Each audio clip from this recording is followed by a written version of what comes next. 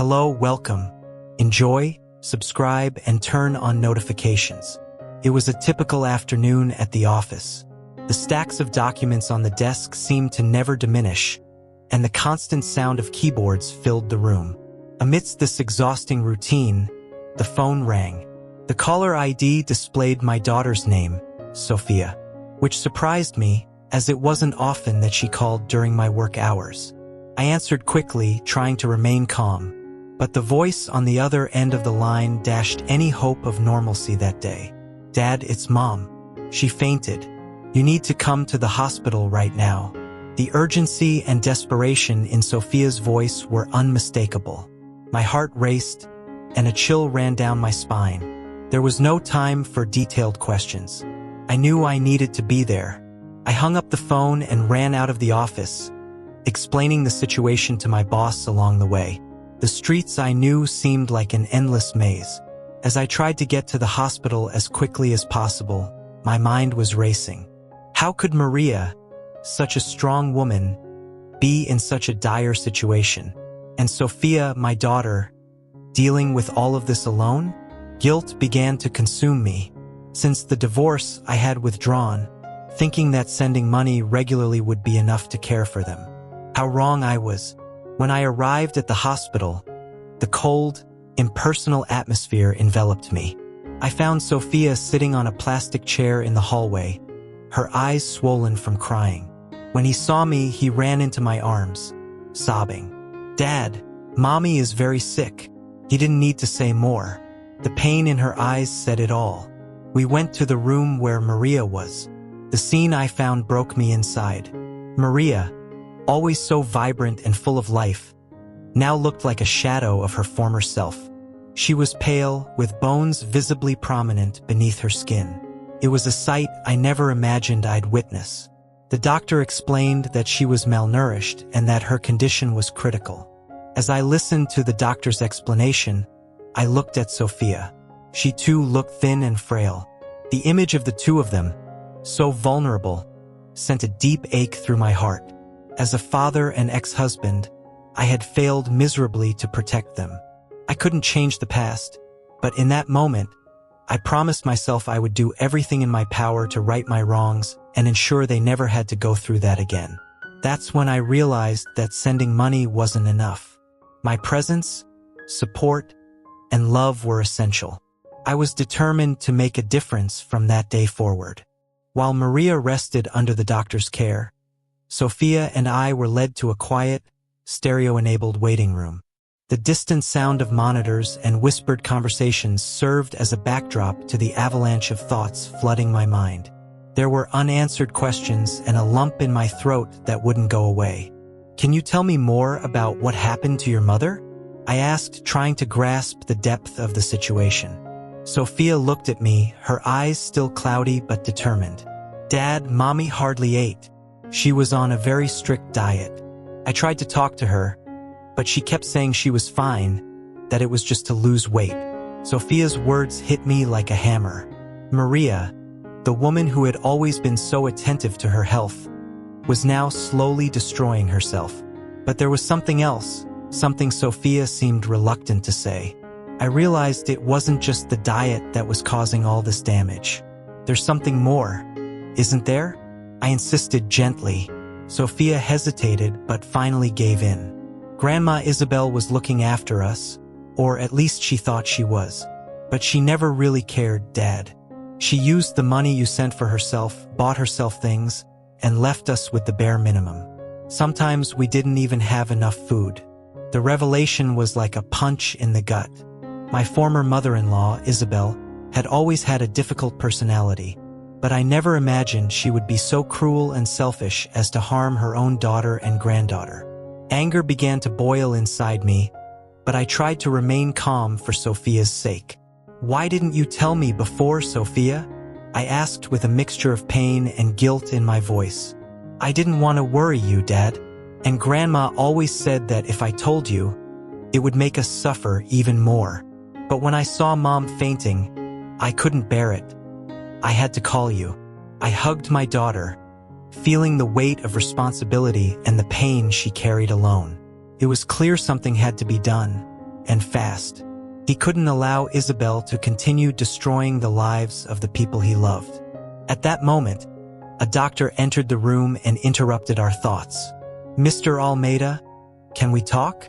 I stood up, still holding Sophia's hand, and followed the doctor to a more private corner of the room.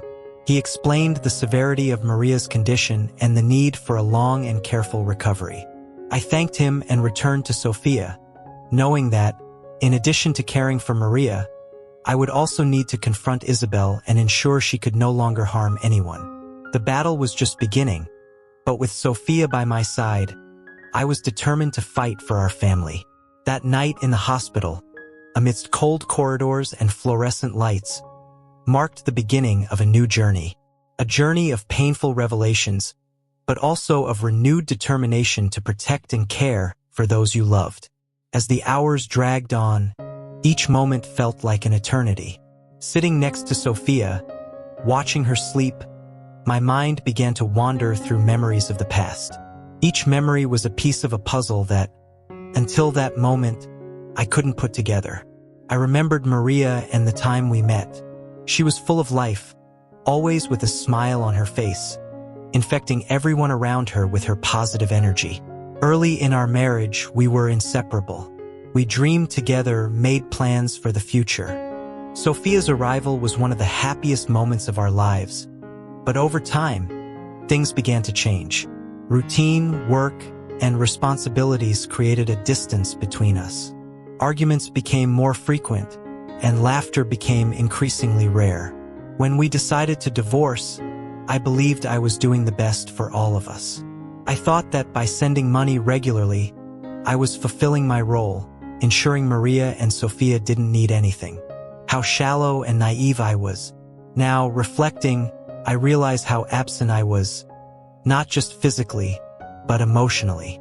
I wasn't there to see Sophia's small advances, to support Maria through difficult times. I was so focused on providing financially that I forgot the importance of being truly present. Every lost moment, every missed call, every forgotten birthday weighed like an anchor on my heart. Maria, for her part, tried to move forward, but without my support. She faced challenges she couldn't even imagine alone. Her desperate attempt at an extreme diet reflected her search for control amid the chaos her life had become. And Sophia, my sweet Sophia, carried the weight of it all on her young shoulders, protecting her mother and trying to keep the family together, even when I was away. I also remembered Isabel and the countless times Maria tried to warn me about her controlling and manipulative behavior. I always thought it was an exaggeration, that Isabel would never harm her own daughter and granddaughter. How foolish I was. Now it all made sense. Elizabeth's neglect, her cruel treatment of Mary and Sophia, all due to her selfishness and greed. As these reflections consumed me, I made a silent promise to myself. From that moment on, I would be a present, dedicated, and attentive father and ex-husband. No matter what it took, I would do whatever it took to rebuild the trust and love that had been lost. Maria and Sophia deserved this, and I was determined to be the man they needed. The hospital clock kept ticking, but for me, every tick was a new opportunity to make things right. I knew the road ahead would be difficult, full of challenges and obstacles, but I also knew that with Sophia by my side and Maria regaining her strength, we could overcome anything. With these reflections on the past, I began planning our future, determined not to repeat the mistakes that had brought us here. The next morning, after a sleepless night, I finally saw the opportunity to confront Isabel. It was necessary to understand the extent of what she had done and ensure she could never hurt Maria and Sophia again. I left the hospital with a heavy heart and a resolute mind. I needed answers. When I arrived at Isabel's house, the door was ajar. I walked in and found her sitting in the living room, reading a magazine, as if nothing were wrong. Anger burned inside me, but I forced myself to remain calm. "Isabel, we need to talk," I began, trying to keep my voice steady and controlled. She looked up from her magazine with a disdainful expression on her face. "What do you want, Javier? I'm not in the mood for arguments. This isn't an argument. It's about what you did to Maria and Sophia. I know everything. I know you used the money you sent for your own whims while they suffered. Isabel's expression changed instantly. Arrogance gave way to palpable tension. He knew the truth had been uncovered. "You know nothing," he replied, but his voice trembled slightly. "I saw the state they're in. Sophia told me everything, and the doctors confirmed the malnutrition. How could you do this to your own daughter and granddaughter?" The anger she'd been trying to control began to boil over. She stood up, tossing the magazine aside. "You think you know everything? Maria has always been weak, always playing the victim, and Sophia is just a spoiled brat. I did what I could to keep this house in order." My words echoed in the room, filled with fury and disbelief. Isabel hesitated, and in that moment I realized that behind her facade lay fear. "You don't understand. I needed that money, I deserved it. I took care of them for years without any recognition. It was the least I could do for myself." Her rationalization only increased my indignation. "It justifies what you did. Abusing all of our trust, neglecting your own daughter and granddaughter. You crossed all lines, Isabel, and now you'll pay for it." That's when I decided I couldn't handle this alone. I needed support. I called Manuel, Maria's father, and my former father-in-law, who had always been a more stable and fair presence. I quickly explained the situation, and he promised to come immediately. When Manuel arrived, it was clear that Isabel was cornered. He heard the accusations and looked at Isabel with a mixture of disappointment and sadness. "Isabel, what you did is unforgivable. Maria and Sophia are our responsibilities. If you couldn't take care of them, you should have asked for help." Manuel's presence brought a sense of justice to the situation. He was an authority figure whom Elizabeth respected, and his intervention was crucial. With his help, we were able to document evidence of Elizabeth's abuse and financial fraud. Elizabeth tried to resist, tried to justify herself, but it was clear there was no way out. The truth was out, and the consequences were unavoidable. With Manuel's help, we went to the police and reported everything, ensuring that Isabel faced justice for her actions. That day, as we drove back to the hospital, I felt a weight lift from my shoulders. I knew there was still much to be done to help Maria and Sophia recover, but at least one major obstacle had been removed. Elizabeth could no longer hurt my family, and that in itself was an important step in our journey toward healing and redemption. Back at the hospital, I found Maria still frail, but now with a glimmer of hope in her eyes. Sophia, upon seeing her awaken, ran to hug her, and the relief on their faces was palpable. The battle with Isabel was over, but the journey to recovery was just beginning. I decided the best thing for Maria and Sophia was to take them to my home. A safe, familiar environment could speed recovery and provide the necessary emotional support. We spoke with the doctors, who agreed to the plan, as long as we strictly followed all their guidelines to ensure Maria received the necessary care. On the day of her discharge, I arranged everything to ensure a smooth transition. At home, I prepared a comfortable room for Maria, with all the amenities she could possibly need.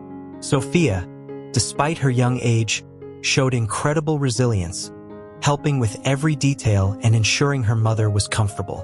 We began a care routine filled with love and dedication. Every day, I prepared nutritious and balanced meals, following the nutritionist's recommendations. Maria was still weak, but over time, she began to regain her strength. Her recovery wasn't just physical, but emotional as well. We talked at length, and each exchange seemed to heal an old wound. Sophia, for her part, began to smile again. Seeing her mother recover restored her joy and hope. Sophia devoted herself to her studies and caring for Maria, and together we began to build a new home, where Isabel's influence was but a distant memory. One afternoon, while we were preparing dinner, Maria called me. "Javier, I need to thank you for everything. I know we've made mistakes in the past, but seeing you so present, watching over us, gives me the strength to move forward." I squeezed his hand, feeling the sincerity in his words. "Maria, you should have been here from the beginning. What matters now is that we're together and we'll get through this." That night after dinner, as we watched a movie together on the couch, I felt a peace I hadn't experienced in a long time. The house was filled with laughter and conversation, and the presence of a close-knit family was comforting. It was a new beginning for us. The following days were filled with adjustments and adaptations. Every achievement Maria achieved, no matter how small, was celebrated together. Every smile Sofia gave me filled my heart with joy. The transformation was visible, and we knew we were on the right path. However, despite the progress, we were aware that there were still deep wounds that needed time to heal.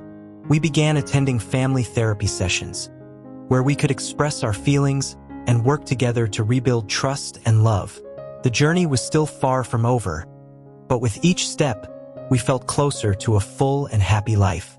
Looking at Maria and Sofia, I knew that, despite all the challenges, the decision to rescue them and bring them home had been the best decision of my life. That week, as Maria and Sofia adjusted to their new routine, I decided it was time to officially confront Isabel. Her betrayal and negligence could not go unpunished. With Manuel by my side, I went to the police station to formally press charges against her. It was a difficult but necessary step to ensure justice for my family. Manuel, always with a calm and resolute presence, accompanied me with a determined look in his eyes. When we arrived at the police station, we were greeted by a detective who led us to an interview room. I explained the situation in detail, from Isabel's negligence to the misuse of the money she sent to Maria and Sofia. Manuel corroborated every detail, providing concrete evidence of Isabel's financial fraud. The detective, a middle-aged man with a serious expression, listened attentively, taking notes. "We'll investigate this thoroughly," he said. "If what they're saying is true, Isabel will face serious charges of negligence and fraud." We left the police station with a mixture of relief and apprehension. We knew the legal process would be long, but at least we were on the right track. When we got home, I explained to Maria and Sofia what had happened. Sofia, though still young, understood the gravity of the situation and displayed impressive maturity. Maria, on the other hand, was calmer, knowing that something was finally being done to protect her family. The following days were marked by frequent visits to the police station and meetings with lawyers. Manuel proved to be an invaluable ally, using his influence and contacts to expedite the process. Each day brought new revelations about Isabel's abuse, which went beyond what we had imagined. Finally, one day we received the news we had been waiting for. Isabel was arrested, charged with gross negligence and financial fraud. The news brought a mixture of relief and sadness. It was difficult to accept that someone so close to her had caused so much suffering, but justice was being served. With Isabel gone from our lives, a new sense of security and peace settled into our home. Maria, even in recovery, seemed lighter, as if an invisible weight had been lifted from her shoulders. Sofia also flourished, more confident and happy, knowing that her grandmother could no longer harm them. To celebrate this new chapter, we decided to take a short family trip to a quiet rural town where we could relax and strengthen our bonds. Every moment together was an opportunity for rebuilding and healing. We strolled the picturesque streets, exploring the surroundings, and the family cared for one another. This trip marked the beginning of a new era for us. We returned home revitalized, ready to face any challenge that lay ahead. The presence of justice gave us the strength to move forward, knowing that together we could overcome any obstacle. Back from our trip, the house felt more welcoming than ever. Every corner exuded a new energy, and the presence of love and unity was almost palpable. Maria was growing stronger every day, and Sofia radiated a contagious happiness. It was as if the darkness had finally lifted, giving way to a new dawn in our lives. One day, while we were gathered in the living room, Sofia, with a mischievous glint in her eye, suggested we make a special dinner to celebrate our progress and the new phase we were experiencing. We agreed, and together we began planning the menu, deciding that each of us would prepare a dish. That night, the table was laden with delicious food, all prepared with love and care. Laughter and lively conversation filled the room, creating an atmosphere of pure happiness. As we enjoyed the meal, I looked at Maria and Sophia, feeling profound gratitude for having them in my life. After dinner, while they were busy with dessert, I took Maria out into the garden. The sky was clear and the stars shone brightly. I held her hands and looked into her eyes. "Maria, I have something important to tell you." She looked at me curiously and a little apprehensively. "What is it, Javier?" I took a deep breath, feeling emotion wash over me. Over the past few months, we've been through so many hardships and overcome so many obstacles together. It's made me realize how much I love you and how much I want our family to always be together. I know I've made many mistakes in the past, but I'm determined to be the man you and Sophia deserve. Maria smiled, her eyes filling with tears. "Javier, you're already being that man. I'm so grateful for everything you've done for us." Then I took a small box from my pocket and opened it, revealing an engagement ring. "Maria, will you marry me again and start our lives together as a family?" She brought her hand to her mouth, surprised and moved. "Yes, Javier, I will marry you." We hugged, and I felt as if all the pieces of my heart were finally in place. It was an indescribable feeling of joy and fulfillment. Sophia, who had been watching us from afar, ran over and wrapped us in a tight hug. That moment under the stars was the culmination of everything we'd fought for and overcome. The following days were filled with wedding preparations and planning. We decided to have an intimate ceremony, with only close friends and family present. Every detail was carefully considered, and the anticipation grew with each passing day. Sophia excitedly helped with all the preparations, from choosing the flowers to selecting the music. Finally, the big day arrived. Our garden transformed into a dreamscape, with colorful flowers and soft lights. Friends and family gathered to celebrate with us, sharing the joy and happiness of our new beginning. As I walked down the makeshift aisle to the sound of soft music, I glanced at Maria, stunning in her gown, and Sophia, radiant with happiness. The ceremony was simple but full of emotion. Every word spoken, every look exchanged sealed our commitment to love and dedication. When we exchanged vows, I promised Maria that from that day forward, our family would be my priority.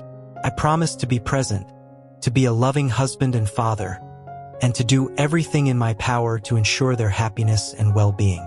Maria, with tears of joy, made her promises. And when the officiant declared us husband and wife, the sound of applause and cheers filled the air. The kiss that sealed our marriage was sweet and filled with hope for the future. The party that followed was filled with laughter, dancing, and unforgettable moments. It was a celebration not only of our marriage, but also of our resilience and ability to overcome adversity. Each person present was a witness to our journey and the love that united us. As the evening wore on, I sat for a moment, watching Maria and Sophia dance together, and felt a profound peace. Life had given us a second chance, and we were determined to make the most of it. At that moment, I realized that true happiness doesn't lie in avoiding difficulties, but in overcoming them together, strengthening bonds and renewing promises of love and care. With this renewal of vows and promises, we began a new phase, ready to face whatever challenges life might bring, knowing that together we were invincible.